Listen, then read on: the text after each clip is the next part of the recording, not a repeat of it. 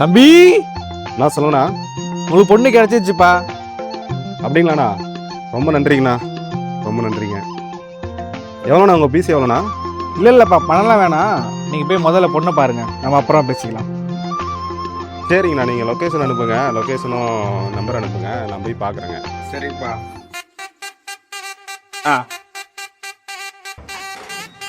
வாங்க மாப்பிள வாங்க. வணக்கம் மாமா. என்ன தனியா வந்திருக்கிறீங்க? அது இல்லை மாமா, எங்கள் குடும்பத்தில் யார் பொண்ணு பார்க்க போனாலும் ஃபஸ்ட்டு மாப்பிள்ளைங்க தான் போய் பார்த்துட்டு வருவோம். நாங்கள் பார்த்துட்டு ஓகே சொன்னால் தான் அதுக்கப்புறம் பேலன்ஸ் இருக்கிற ஃபேமிலியிலேருந்து வருவாங்க மாமா.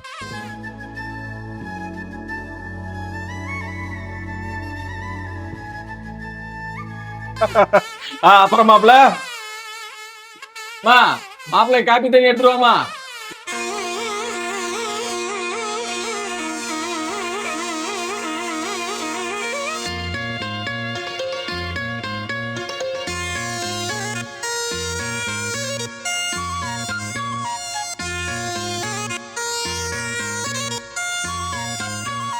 என்ன மாப்பிள, பொண்ணை பிடிச்சிருக்குதுங்களா?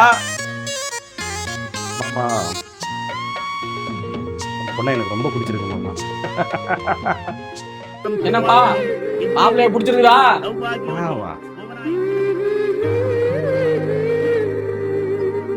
மாமா, பொதுவா பொண்ணுங்களெல்லாம் வாமா போமாம்பாங்க, அம்மாடிம்பாங்க.